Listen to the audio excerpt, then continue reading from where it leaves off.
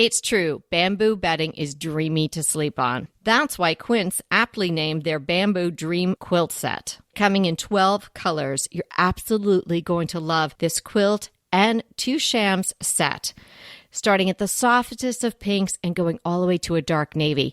It's going to be perfect for anyone's room. Your own, your guest rooms, your kids' rooms, maybe even back to the dorm bedding. Quince has everything you need to elevate your space, from bedding to soft organic towels, airy curtains, and premium kitchen tools designed for everyday use. And of course, as you know, Quince has gorgeous cashmere and other wardrobe essentials. And the best part, Quince's products are half the cost of similar brands. They partner with top artisans and cut out the cost of the middleman, passing the savings on to us. Thank you, Quince. And they only work with factories that use safe, ethical, and responsible manufacturing practices, so you can feel good about your purchases from Quince. Elevate your space with home essentials from Quince. Go to quince.com/DTT for free shipping on your order and 365-day returns. That's Quince, QUINCE.com/DTT to get free shipping and 365-day returns. Quince.com/DTT. Does your living room say, come and stay, or go away?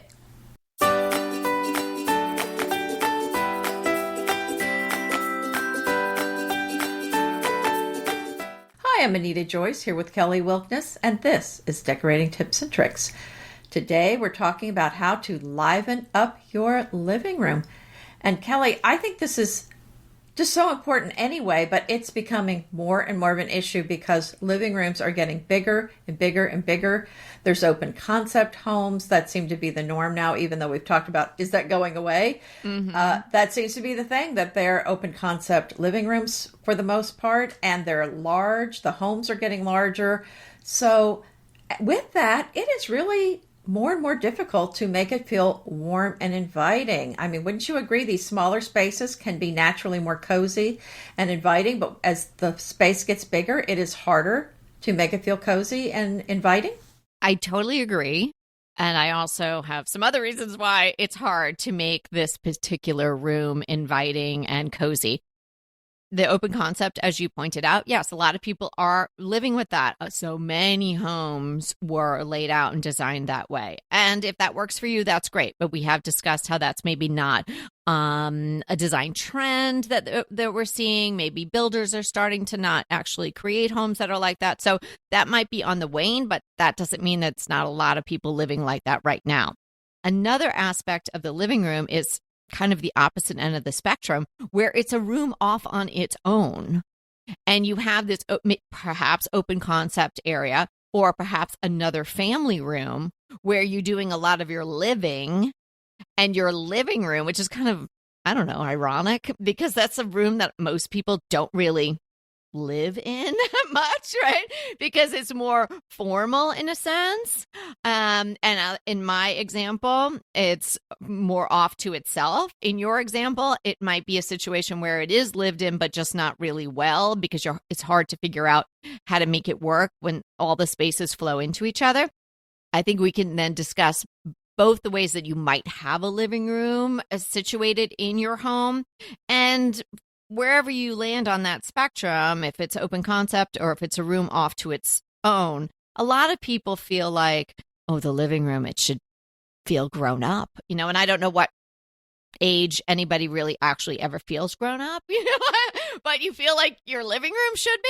When I was growing up, there was like a den or whatever you want to call it in the basement, and that's where the TV was, and it was this cold, dark, it was not cozy. It was just like storage for like extra food and stuff, and there was like a TV slapped in there. And then there was the nice looking living room. Well, we never hung out in the living room unless we had company. Yes. So I think that's part of the idea that the living room is the fancy room that you don't use, and it has to be very serious. Yes, I think that's definitely a carryover. I think that's been something that has been going on for a long time. Open concept did change that, but a lot of people, even with open concept, it's kitchen, maybe casual dining area, and then maybe an area where there's a couch and maybe a TV and all that. And that's one big space, but they still might have this separate living room that is, holidays or guests, as you say. So if people feel like it should be formal, it tends to be stiff.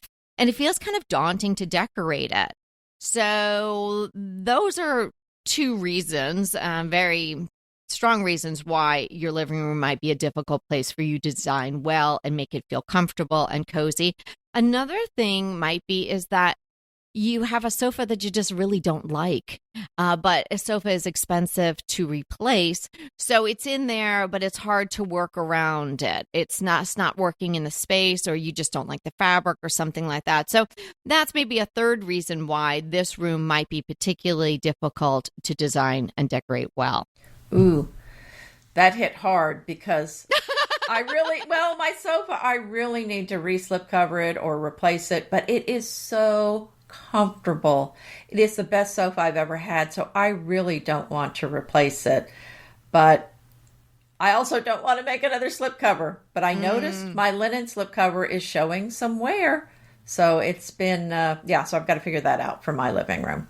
So you want your living room to have a pleasant fragrance. And we're not suggesting those plug-ins or... Oh, God, no. or even certain candles that are scented. It turns out that a lot of these are creating toxic air in your home, but we still want to have a lovely fragrance. So, think about something like an essential oil diffuser or perhaps some non-toxic candles. So I think when you're thinking about the fragrance, think about ways you can do it in a non-toxic way. So if you're looking at candles, look for essential oils. For the fragrance, look for something that's phthalate-free. Perhaps the wax, you can look for coconut, soy, or beeswax. So we want it to have a really lovely fragrance, but we also don't want you to be breathing in toxic air. Fragrance is wonderful throughout your whole home, but it might really draw you in to this living room. It's part of making it cozy. And certainly if you have a lit flame candle going on in there, you don't want to just light it up and then leave the room. You could use diffuser sticks or things like that. Definitely no plug-ins. Like when they say unplug, that's what I think people are talking about. Unplug those things.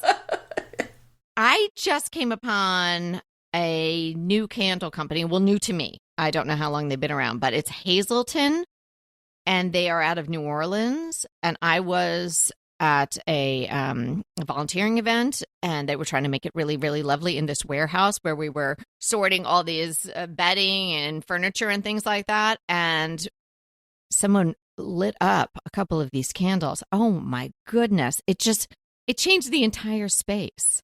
It was amazing. Everyone was like, what is that scent? Everyone's taking pictures of the candle, the label, so they could go check it out. So check out Hazelton. We can put a link in the show notes. I really thought it was terrific. The one that they had lit up was the tree. And I think it's kind of like more of their wintry, Christmassy scent. But I think you could even have this one around all year. So that's a great option. And I love what Anita's talking about is adding some scent to that room, a way to pull you in. Let's talk about that sofa. So Anita's feeling like her slipcover is showing some wear, but she loves the sofa. It's really comfortable. But you might be in a position where the sofa's not even that comfortable, or you bought it a long time ago and hardly anyone's ever sit on it. So it seems like, oh gosh, I shouldn't even replace it. It's not worn out. I just don't like it. Well, what we do so much in the consult is helping people simply rearrange furniture. So it might just be where you have it. It's amazing to me, and I'm sure I do it in my own life in other aspects of my life that I don't realize. And if someone said to me, hey, why don't you do that differently, like math or something, I would be like, hey, that's a great idea. Let me try that differently. When Anita and I say to people, why don't you shift that around or put that piece of furniture over here so you're actually looking out the window rather than at a wall, or whatever the suggestion is in the particular space, it's like mind-blowing. Well, it's interesting you say that. Case in point, when we moved in, I had the sofa facing the fireplace, and then the chairs were kind of near the fireplace facing away from it. But it was a block from because I do have an open concept home, the kitchen, you just kind of look to a sofa, and it felt like you were cut off from the rest of the room, and it just was not a layout that was working for us. And I moved the sofa to face the windows outdoors. And then there are two chairs, of course, facing the sofa that face away from the windows, but they are kind of around the fireplace. It made a massive difference. It feels so much more a part of the room. It doesn't feel separate. It opened the flow up. It's just what you said. I mean, I've just seen it even in my own home. Yes. What a massive difference. Oh, yes. And that's such a great point. I mean, and you put the sofa where it would be sort of make the most sense, or the default, like in front of the fireplace, because we're going to enjoy the fireplace. And you watch TV someplace else. So, of course, that's the focal point of the room. So just think about in your own space, shifting it around, whether it is the sofa or it's a couple of chairs or it's the whole thing. Think about just trying a new setup. And when you're creating that furniture placement, think about making conversation areas. You don't want everybody to be so far away from each other, particularly if you have one of these larger homes with the high ceilings and people feel like they have to have a megaphone to talk to each other. You want to create conversation areas. And that is so key in a living room, because even if you're just using it, like we were jokingly saying, like holidays and company come in there. Well, when that happens, you have people over for the holidays, or you're opening presents on a holiday, or you're gathering around for whatever reason in that room, you want to have these spaces and the furniture arranged so people can be comfortable. So a couple of chairs, a sofa. Like Anita's saying, she put her sofa and then the chairs are opposite. They're probably angled. They're facing in towards what's happening, right? And so everyone's sort of coming in together where you could have a conversation. Have a side table where you can put down a drink or a book. And I know we'll talk about lighting, so I won't go on to that right now. But if it's a sofa or some chairs or any piece of furniture that they have in that room, just try a different arrangement. You can simply put it back if it doesn't work, or just keep trying.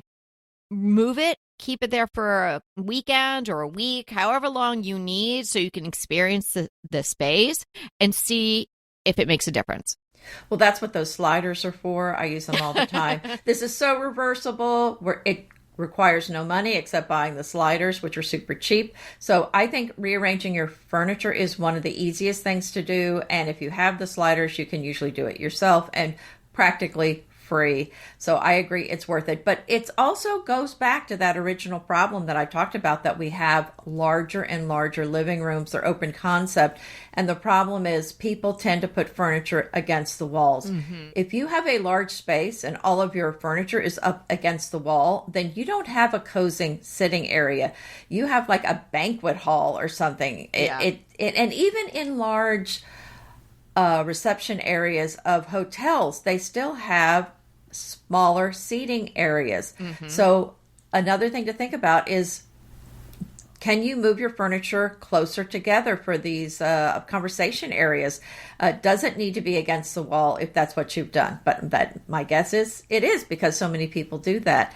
The other thing to think about is, when you're talking to somebody in another chair, can you whisper? Can you talk to them in a very low voice, and can they hear it? If you have to kind of raise your voice for them to hear you, then, that's not the right size seating area, and think smaller. And if you have an especially large living room, you might want to break it out into more than one conversation area.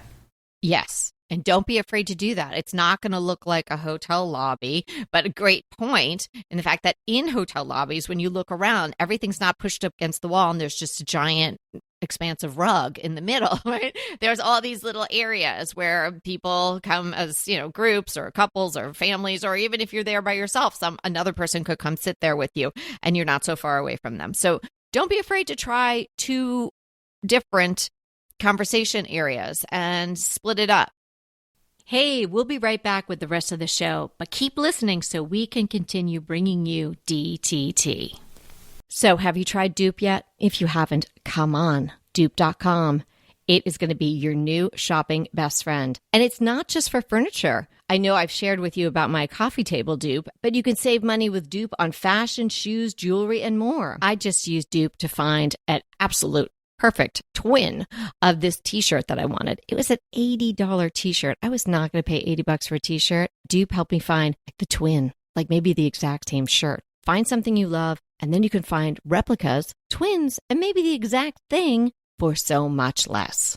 Give Dupe a try today. It is really so easy to use. You just type dupe.com// before any product URL in your browser, and voila!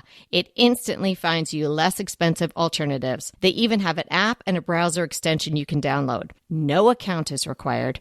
No sign up is required. It is completely free. I know, can you believe it? But it is completely free to use. Stop wasting money on brand names and start saving with dupe.com today. So another thing to think about are your window treatments. And Kelly and you and I have talked so much about how we're not always a fan of curtains. I don't think they're always required. And if I have a gorgeous view, I really don't want that obstructed at all.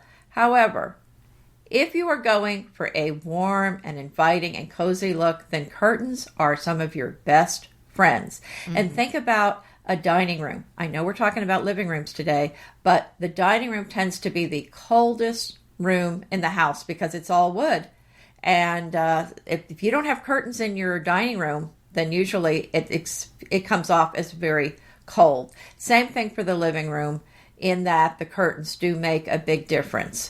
And, you know, if you're going to be hanging curtains, remember what we've said. You want them to be full enough. Make sure that the full width of the curtains are double the width of the actual window space, and make sure they're up as high as you can hang them and all the way to the floor. There's so many beautiful curtains. I buy a lot from Anthropologie because they have so many gorgeous, gorgeous patterns. It's not like the old days when you had to pick out your fabric and have them all custom made, and they were super expensive. There are so many beautiful curtains that are already pre-made that you can go for now, and that's really one of my favorite sources. It's funny. I have the however in my notes as well. My notes are often, Anita and I say, bare windows if you can, but right. The living room is probably the best room to have drapes in for aesthetics, and as well as privacy if you need it, but to finish off the room. And I do also agree with the dining room. Oftentimes that is an issue, and there's a lot of hard surfaces in the dining room. But staying on topic with our Liven Up Your Living Room today, if you're feeling like, there's just something missing in this room, then you might want to think about draperies. And if you don't need privacy, maybe it's just the idea that they're going to flank whatever windows you have, and they're never really going to be closed. That can save you a lot of money on fabric because you don't have to get the full expanse, which is usually almost three times the width. It needs to be at least two. Now, here's where I disagree with you. In most cases, I don't think you want to skimp on them. Yes, you don't need that if you're not going to close them and cover up the window. However, it's going to look skimpy if you have skimped on those. So I think you do need to have at least twice the width of the actual window. Okay. Well, okay. Do we disagree? I don't 100% disagree with you, but I can say in my personal experience in my living room, my windows are not super wide on the two side windows. They're very tall, and having draperies in there it made such a difference. I did that almost right away, but I was never going to close them. I don't really need them to close for privacy, and I don't even really put down the natural woven shades that I have under them. It's really kind of all for look, I must admit, and I love the way it looks, but I had limitations because my window, particularly on the one side, was so close to the front wall, so the 90-degree angle up the front wall of the house, that I couldn't put a whole lot of fabric or it would have been covering the window and uneven and all of that. So my draperies are not full width at all, and probably not even twice the width of the window. So if I did close them, they would probably look skimpy, but they don't look skimpy just hanging there. because it's a beautiful fabric and they're lined. I think that can make a big difference. If you're buying just a sheer or even a linen panel that doesn't have any lining, sometimes that looks like just a roll of toilet paper with, it just kind of looks like a streamer on either side of your window. So I think it really matters, obviously, where your windows are positioned and what you can do, because I wouldn't want you to cover up any of the glass, much of the glass, if you can avoid it, and what material and whether or not your draperies are going to be lined. We certainly did have an issue similar to that in the glass doors that we put in, where I didn't have enough room on the sides to put the full width because it's a 10-foot wide expanse of glass doors. And I was using the what do you call it? That rod that they have at IKEA where you actually have all these little hooks to hang your curtain. Do you know what I'm talking about? Travis rod? It's a track basically. Yeah. So once I hung the curtain on those tracks, it has these little pins, and by the time I put one panel, if I put a second panel on the side, it was going to start covering my window because I couldn't just bunch them on the side because of these little hooky things. So in that case, I did do the same thing because I thought I'd rather it look skimpy than to actually cover up my door, which I need to open, and the view. So sometimes you do have to do that, but I prefer not to if you can avoid it. Yeah. I agree with you. Hey, and I didn't know that IKEA sold Travis rods. Sometimes it's hard to get those. Sometimes it's hard to get them in the length you want because they don't telescope like another rod might. Well, these you buy as many as you need and you connect them together. And actually they're meant to go on the ceiling, but you can put them on the wall. But because we had 10 feet and I needed something that could easily close or open, I do, although I do keep it open all the time, that is where the sun comes through. So I do sometimes need a panel just right in one particular place to block the sun from just hitting us in the face. So that's why I even had the curtains at all there. Because we had guests over that would complain because the sun was hitting them right in the face. I'm like, okay, I have to do something. I'm going to suggest maybe a DTT define in the future would be a traverse rod, because maybe a lot of people don't know exactly what that is. Oh, good point. Make a note. I will. have a tip for a company. Now, I know I've spoke about halfpricedrapes.com. I mean, they should actually send me a lot of draperies with the amount of time I talked about them, but they are not a sponsor of the show. We just really think that they do a great job and a great price point. But another company that is now, I have to say, pushing them out as my favorite drapery company is Homerilla. Bad name, great fabrics, great customer service. It's HOMERILLA, and we can also link that in the show notes. I have now used them for 3 different clients and 3 completely different types of window treatments, and they're beautiful.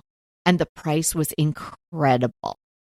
And you can buy their swatch books. They don't just sell you a swatch or send free swatches, so it's like maybe $20, but you get the whole linen book, and then you get the whole mixed blend book, and they have lovely colors. You can customize the width and the length. You can change the header. It's really custom without the custom price. Yeah, what a wonderful recommendation. And I get a lot of my favorite things from things you suggest here. So, keep it coming. I love all of your great. Me too. I'm always making notes of things you're saying. Or I forget, I go back to the show notes. Okay. How about natural elements? Wood, rattan, bamboo shades, wool rugs, sisal rugs, plants. All these things just are going to help warm up your room. We've talked about plants so many times. And talking about windows, I love bamboo shades on the windows. And that's what I actually open or close. And then the curtains I usually just leave in place. So, that's something that really does warm up the room. And, for a long time, the grays were in and these warm colors, the warm wood tones were out. But I'm so happy to see that the brown furniture, the brown bamboo shades are back in, because they really do warm up a room. And again, I wanted to talk about the brown furniture. I just casually mentioned it a minute ago, but it is finally back in. And I don't know why it ever went out, except that it didn't really go with all the grays that were just everywhere. And I think it's lovely to have some painted furniture, but I like a mix. And I think to not have any brown, unpainted furniture in your house is a mistake. It is going to feel more cold and less inviting.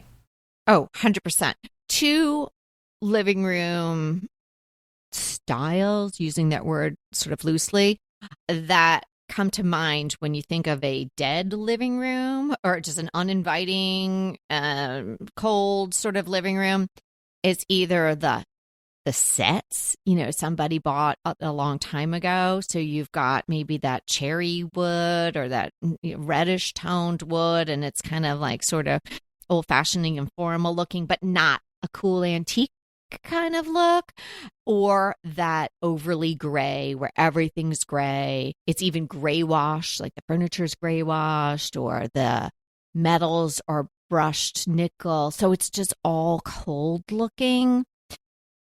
Either one of those looks are really not great for evoking cozy and warmth and wanting to pull you into that room. So if you've got something like that going on in your living room where maybe all the furniture is matchy-matchy from a different decade, or you really dove into the grays and you've got so much of that sort of just that palette going on that is nothing's coming to life for you, it's not that hard to change it up. So if you've got the matchy furniture, take some of the pieces out and swap it in with something that is a little fresher. Now, it's hard to mix that sort of reddish mahogany, whatever that is, wood, with the browns and the oaks or the walnuts. They don't really play that nicely together. But to Anita's point, bring in some more natural elements. Bring in some rattan. Maybe do a rattan side table. Maybe do a very more modern, clean-lined coffee table in a warm metal. Maybe something in a antique brass or sort of a brushed gold. Bring in elements that way. Maybe paint one of the pieces of furniture that you have that's in that sort of reddish wood. Maybe if you had a sideboard or something like that, a bigger piece that would make more of a statement rather than just painting one little side table, which might just look like the odd man out if that's the only thing you do. So you can switch it up that way. There are a lot of ways that you could do it. And if you've got a living room like that and you want some more detailed and specific help, obviously sign up for a consult. We are here for you. And if you have one of these gray rooms, well, that's even easier because your furniture is probably more up to date and you just need some color and you need to take out some of the grayness and put in something that has warmer tones. Again, rattan would be great. Some sort of maybe even the older pine can work, I think. I mean, Anita can ring in and see what she thinks about that, but I think that can work with the grays.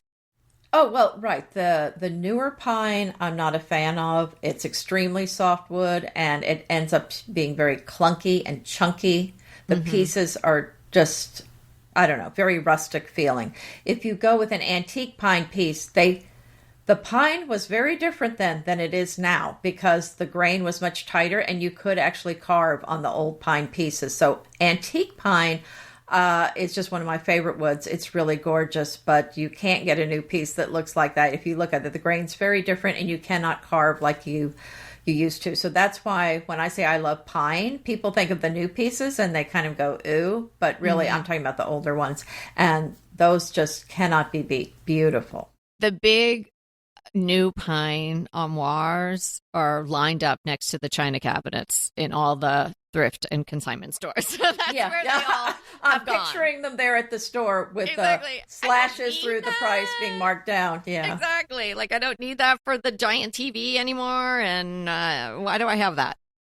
Need I say lighting? I feel like you'll be like, oh, just fast forward. Kelly says lighting all the time. But we get new people listening every day. Well, let me say this. Let me say this about repeating things because I think there are certain things that we do repeat over and over again, But those are the things that people remember. And I know we get emails all the time from people saying, I was at the store and I could hear Kelly and Anita saying in their head, you need a dimmable light, or you needed this, or you needed that. And it helped them choose the best option for their home. So I think repetition is a learning device. So it's not accidental. We're doing it on purpose.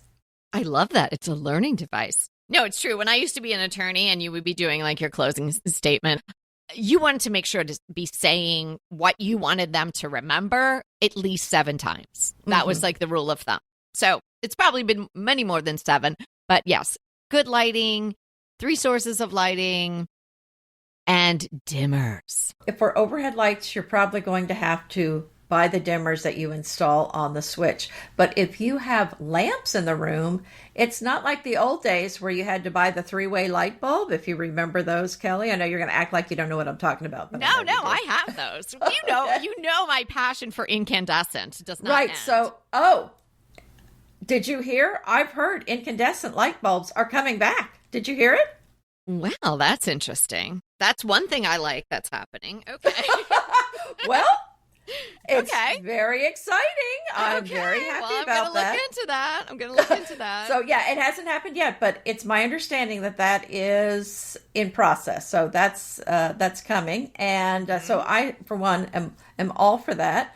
Back to the dimmable extension cords. So if you do have a lamp, you can go on Amazon, buy one of these dimmable extension cords, and then it becomes your dimmer on your lamp. So just make sure that the light bulbs you're using can be used with a dimmable light cord, because it's my understanding some cannot. But that way you can use the different brightness levels that you want for those lights. But again, if you have several lamps and overhead lights and you have windows, then you do have these different sources of light, and you can make adjustments, because sometimes you do need a lot of light, but most of the time you don't. And most of the time you don't want to, feel like you're being interrogated by the Gestapo. So I think it's important to have, like you said, several sources of light, and make sure you can dim them. Yes. And one thing I just want to mention, because we see it all the time in real life and in the consults. If you have one of those standing floor lamps that's a tertiary, so it's shooting up, and it's off in the corner by itself, just take that out of your room, because it's really not helping your lighting. That is not a good source of light in a room like that, because you want the light to be coming sort of in. It's either reading light, cozy light, just shooting up into the air, to the ceiling. You don't really need that. And people don't seem to really know what to do with those lamps. They get them, they seem like a good idea, and then they're literally off in the corner by themselves. So that lamp's probably not doing you any favors. Maybe you could put it behind a big plant or something like that and illuminate the palm fronds or the leaves. That could be lovely, but it's really not doing anything on its own. And if you are in the market for a standing lamp, I would stay away from that style for the reasons I'm saying. It's not really supporting your lighting needs. Yes, good point. We've kind of talked a little bit about the textiles in the curtains, but adding lots of textiles to the room. This is going to make it feel much more warm and inviting. So, of course, you can do it with the curtains like we talked about, throws, pillows. Again, if you don't have upholstered chairs in there, get some upholstered chairs in the room. But I would think you probably do in a living room. But these fabrics, the more fabrics there are, the more inviting it's going to feel. Yeah, think in layers. And sure, can you overdo it? You don't want to look like it's the Grand Bazaar rug section. You don't want to have so many rugs all over the floor. But layer your rugs. That's designer, 2.0 or advanced designing. That's a great look. And whether you've got hardwood or even wall-to-wall carpeting, you can still put another rug over it. How about even putting textiles on the walls? I mean, there's so many different ways to do this, but if you have a beautiful tapestry, or maybe a Suzanne print, try framing something or just hanging it on the wall, especially if the room is just really cold, that is going to really help warm it up. And you're going to get a lot of bang for your buck there. And it's great for sound as well. If you're in an apartment or a townhouse or a condo where you have a shared wall, and if you have a little issue with noise, adding something like that to the wall can really help acoustically in a room. But take your layers. So start with the floor. Think about the rug if you're not ready to do that or you don't like that idea. The pillows, throws, something across the back of that sofa that maybe you don't love that much. That's really fabulous. And add in, you could always take them away. You can always stage it. It doesn't have to be the right color or the right pattern, but pull some pillows from another room. See how it feels if you have more in that space. And then you could always buy things in the palette that you want to use or that would go with what you have currently. Put those other things back where they came from. And so adding the layers is going to do so much to lure people into this space. And another way to lure people into the space is to have something else going on there other than. Do we really want to lure people in? This sounds like it's a trap. Well, you know how we always say about, we set up this little reading nook. We do that, but we're so busy all day long. We're just kind of going by. Oh, that looks nice. I wish I could sit there someday. So I'm kind of thinking about luring in that way, like luring yourself in there. You know what? How could you use the space for something other than pouring someone a cocktail or, putting out some appetizers and sitting down when you have guests or, putting up a Christmas tree or something like that? What else can you do in this space?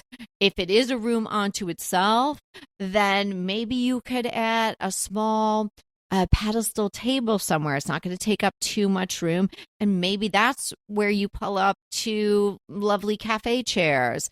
Or maybe just one, or even a nice upholstered chair just for you, where you could sit, you could read, you could have a place to put things down, or maybe you bring your laptop in there. Maybe it's a little gaming table. Maybe your kids would do that, or maybe one of your kids is learning chess, or you want them to learn chess, or something like that. Have a puzzle out on one of these tables. Think about ways that you could use the room that's more than just how you're using it now, if you're feeling like your living room needs to be warmed up and more inviting. While we're talking about this and fabrics and textiles, and I'm thinking about lampshades that have a pattern to them. I've gotten several lately, and they are adding so much to the room. They add another layer of pattern and interest, and I'm finding that it made a big difference just changing out the lampshade to something much more interesting. Yes, I'm working on that for my bedroom because I have currently 3 white lampshades in there, and they just kind of came with lamps, which are fine. But I think at least one of them, not the two flanking the bed, I think the one over on the chest of drawers, that is what I'm looking for. And fabric lampshades are so easy to find now. Everyone's doing them. Even Lamps Plus is doing them. I'm sure they're on Amazon too. So I'm glad you reminded me. Now I'm get on that search for myself. Art. You want to have art in this room. Maybe you don't have anything. Maybe what you have up there you don't love, or it's just really not working. I would suggest a large piece of art. If it's an open concept area, you might not have the walls for it, but you're going to have some wall somewhere, and probably your sofa's not floating and might be hopefully off the wall a little bit, but it might be near a wall where you could put something large over it. You don't want to put something dinky over it. And I came upon on Instagram this company. Now it's not buy from Instagram, kind of like one of those things you end up being disappointed that you did. This is just a company that I heard about. I'm just saying I have not purchased from them yet, but I did explore their website after seeing an Instagram post that they had, and it's called Artfully Wall, and they specialize in extra large artwork. Oh, well, that's another problem, is not only put up artwork that's meaningful to you, but make it big enough. And that's why it's so wonderful now that you can order pieces to the size that you need. I found some artwork recently on Etsy, some Audubon prints, some William Morris prints, which are some of my favorites. And although I got them for specific rooms, these are pieces that I'll keep for the long haul. And think about the artwork that you bought over the years. Did you buy it just to fill a void, or did you just fall in love with it? My guess is the pieces that you fell in love with 20 years, 30, 40 years down the road, you're still going to have, or you already still have. The ones that were just there to fill a space, they're long gone. Mm. And, I've gotten rid of a lot of artwork over the years. So there's so much ugly art. Yes, art, and I bought it too. I bought it. Exactly. I think we all. I think I had a giant flamingo one, but I don't know what. Well, they're probably back in now. So, but that was a very, very long time ago. But yes, art is so important, and it's so personal, as it should be. So take your time with that, but you want to have some sources where you could go at least to get a jump start. And buying an actual original piece of art is expensive. But if you think about all the kind of pieces you might buy along the way and not really love them, you might consider just saving up, or if there's a particular artist that you really like, or go to an art fair and just have some. Usually artists like that, you're not buying somebody that is really, really well known. It's not that expensive, and it's worth the investment if you love it. Like those paintings I have from the artist that I love, Max Moran. I mean, they have paid for themselves over and over again, in the amount of pleasure that I have had looking at them and having them in my home. Another source for art that I have recently come upon is Juniper Print Shop. And I actually have something in my cart. I'm just thinking about sizing. And it's just absolutely, to my mind, absolutely beautiful. I kind of love a sort of a still life thing with fruit and flowers and all of that. I'm clearly not a modern art person, but I try to appreciate that. But that's not really what I surround myself with. But they have all sorts of different kinds of art. So Juniper Print Shop and Artfully Wall are two sources that we can link in the show notes. And I haven't purchased from either one, but take a look. Well, make friends with an artist. Find some people that are. Hey, your mom. You could put your mom to work. Maybe she could be painting giant murals for some of our listeners or our console clients. Mm-hmm. That's all I need is her up on a ladder. Yeah. Well, she could do it on the floor. I mean, didn't Jackson Pollock do it on the floor? Oh, I think we're past that. But yeah, so but my friend Lindsay is a very talented artist, and I bought some of her earliest. I think I bought her first piece of artwork. Her mother is an incredibly talented artist. She had kind of waited on getting into it, but it was clear from the beginning that she had incredible talent, because that the hay bale painting I have, she painted that, and I have several other pieces of her artwork, and they're all beautiful. So it reminds me of her too. So that's another thing that makes it special, that I thoroughly enjoy the artwork, because not only is it an original, but my friend Lindsay painted it. Oh, so, wow. We'll link her in the show notes so I can check. Well, I don't know if she still does it. I'll see if she has. If I can find that she's still doing it, I will. I have a feeling she's not selling them right now, but I will check that out. But another thing to think about are antique and vintage items, because this is so fun to walk in someone's house and to see something you haven't seen anywhere else. When you walk in and you see something that you've seen all over Pinterest, you've seen it all over Instagram, you can say, oh, let me walk down the aisle at Target. You got from this aisle, that aisle, that. And if you can go in Target or someplace and point out everything in the person's house, it's just not a good look. It doesn't feel fun. It feels forced. It feels generic. And I think those vintage and antique pieces really do give it a very unique, fun, inviting feeling. Maybe you're not into antiques, but what about maybe some pottery made by a local artist? Something like that. Something unique. I'm looking for something that not everybody has in their house. And so you can't really be a trend follower to do this. It has to be something that there's just one of, or there's just a few of. It's fine to have some stuff from Target in your home. I'm not saying it isn't, but just don't buy everything there. You want something unique in there. Lures. I'm going to use your term. It lures people in. Yeah. I'm going to say it actually invites people in. I'm going to use that term. Invites. Well, I guess I liked, is it the assonance, the luring into the living room? It just sounds like, I feel like it's a spider and there's a web. Oh, Oh, yes. I could see that.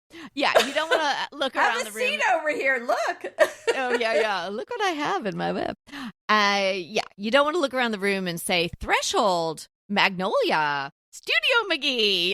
There is a place for those items, and particularly when they don't scream where they're from. Yeah, on my list is an offbeat piece, which dovetails perfectly and is part of what Anita's talking about as something antique.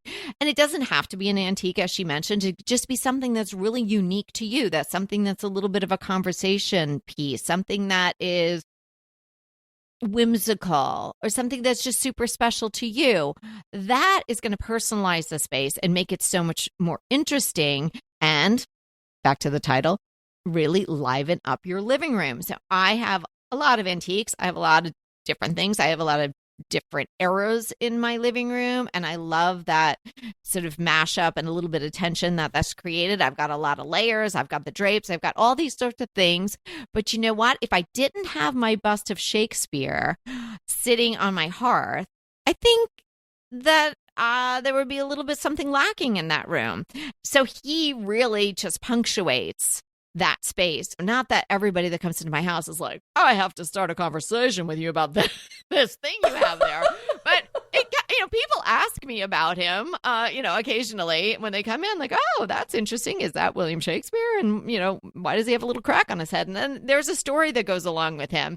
And he's been with me, as I think I've mentioned, longer than my husband, which is a very long time. It just makes the room more interesting to lure people in. Watch out for the web, people. Yeah, no one's going to come in my living room now. So what are we defining? Well, before we get to that, I wanted to read another review that we got. And this one is called Adore This Show. And it is from Lena Beth S. Thank you, Lena Beth. I could listen to them all day, and I often do. Kelly and Anita, I know, like, wow, okay. I need to tell Kevin. We have very pleasant voices. People like listening to us all day. Kelly and Anita have emotionally shepherded me through moving across the country and decorating my first 2 apartments. So grateful for the free guidance they've given me over the years. Oh, that is so great. And because I moved across the country too. So I know what that's all about. I don't even know if our fabulous person who left that review knows that. But yeah, that's a tough move, and you're starting over. So good for you. Thank you so much for listening to us. And I'm glad that you really enjoy it and that you took the time. Yes. It means so much to us. Like, you can't even imagine. Yes. Okay. So a Curule seat is what we're defining today. It's a foldable, transportable chair used in ancient Rome and Europe, and it's still used today. The word Curule is from the word cirrus, or chariot, and it was a seat upon which rulers were allowed to sit. Some have a back, others don't. They tend to be short, decorative, and they fold. And I know you've seen these chairs. If you look at magazines like Architectural Digest, you're going to see them. Often they're in gold. Sometimes they're in a wood. But I don't ever see them in clients' homes. These are kind of things that tend to be in these high-end homes that are photographed for these high-end magazines. But I don't really see them a lot. Again, like if I go to a friend's house, I don't see these. But that's what it is. Is it like campaign furniture? Because it's foldable?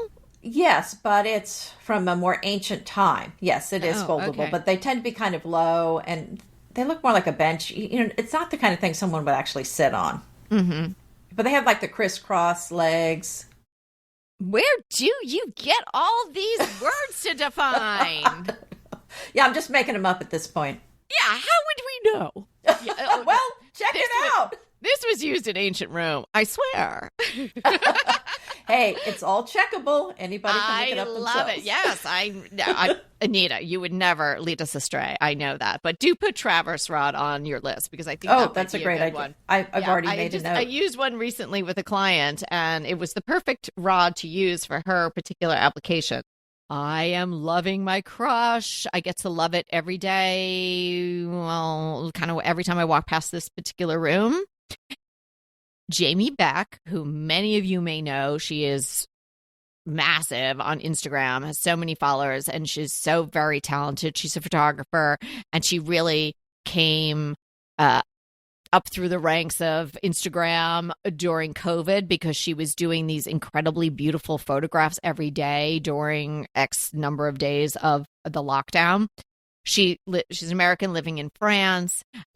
She photographs the French countryside. She photographs these incredible flowers and bouquets and gardens. And I had purchased a print of one of her lockdown photographs back from COVID. I think I got like day 4 or something like that.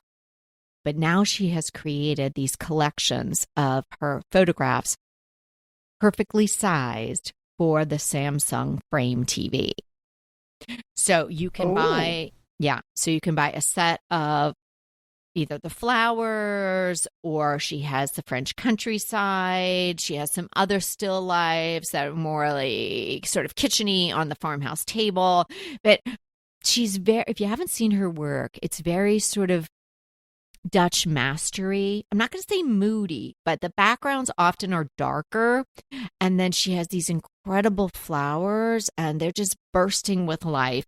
And then because I've watched videos of how she makes these, because you're like, how does she capture that photo with the bee in the perfect spot? Well, anyway, she puts the little bees and the little ladybugs and sometimes butterflies. She actually has them and she puts them on the flowers, but they're real or were real. So it's not photoshopped. No, it's not Photoshop. So you can also, and if I can find it, I don't know if that particular YouTube video is still around, but she was showing how she creates her art. Oh my gosh.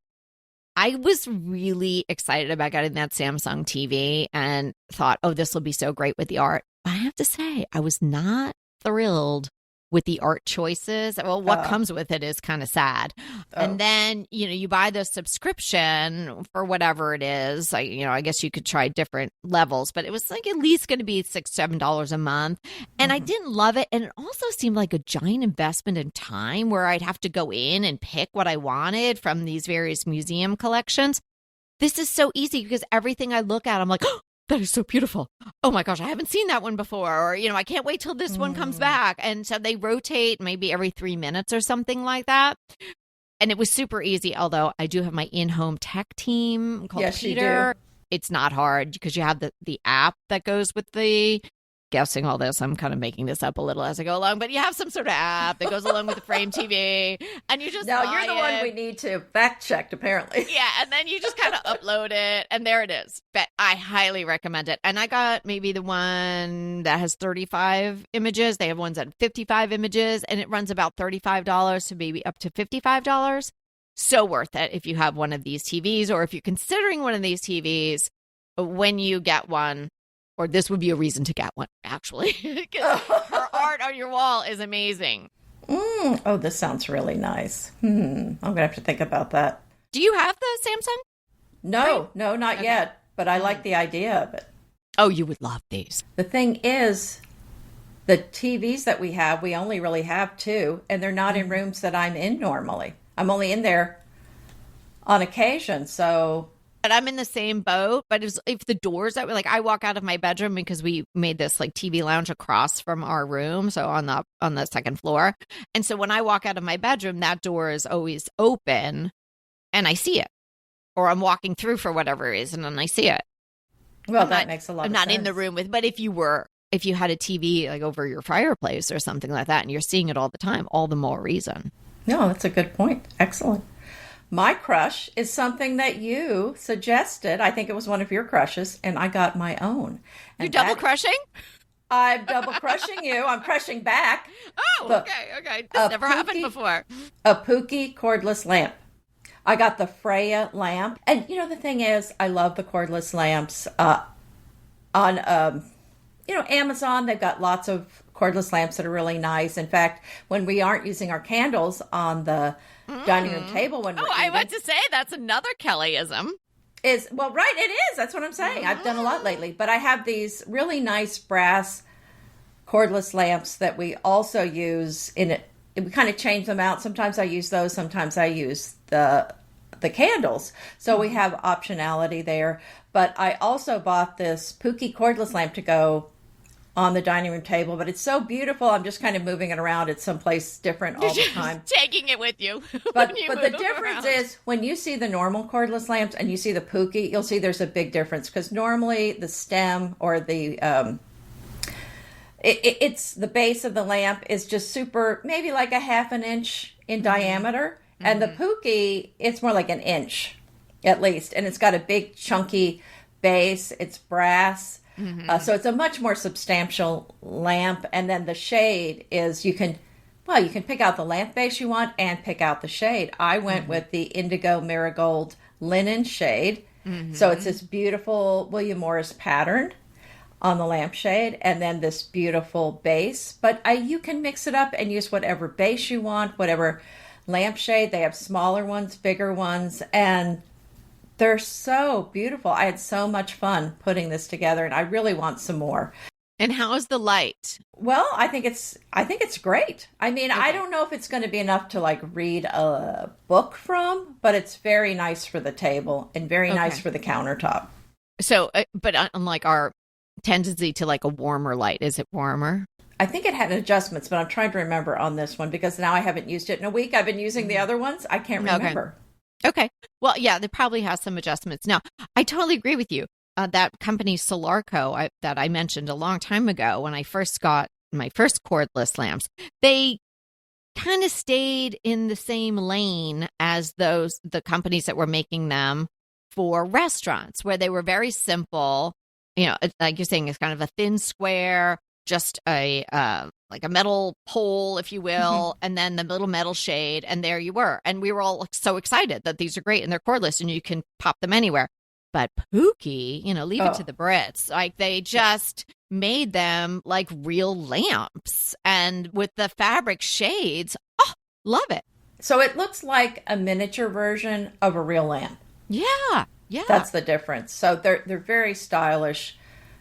They're a lot more expensive, but I would say worth it. It is so beautiful. And I don't know, I just liked it so much that I ended up moving it over into my living room because I had a little place where I had a table that I couldn't put a plug-in lamp on that table because I didn't really have a place to plug it in on the floor, and I didn't want to run the cord across a hallway. Yeah. No. Oh, yeah. Well, so it was perfect. Yeah. I mean, and I just kind of put it on a couple of little books to give it a little bit of height, but it really is very pretty and very functional. Yeah, such a great solution. I'm so glad you got that. Yeah. Okay, so we're having a very, very, very rainy day here, and I have sort of a list of a couple of these shops that I just wanted to poke around in, and that was on my list. And then the two that I recommended for art, I wanted to check them out too, because I think that they might have a couple of good solutions for a few clients of mine. Gonna get myself a Pookie lamp today, Anita. Oh, get it. Yeah. Oh, they're so lovely. Well, and I almost went with the green, but because it was in the room with some blue, I ended up with the blue lampshade. But the green ones were beautiful too. So much fun today. Remember, we are here to inspire you to create a beautiful home. Until next time. Want to talk to us? Well, we really want to talk to you. So let's schedule a design consult. Anita and I are here to give you individualized, actionable advice on how to create the beautiful home you want and deserve. It's so easy to schedule a design consult with us. Simply click the link in the show notes or head to decoratingtipsandtricks.com/consult. When we talk to you on the scheduled time, we will be ready with so many great tips, advice, and yes, tricks. So sign up today for a design consult. We can't wait to talk to you.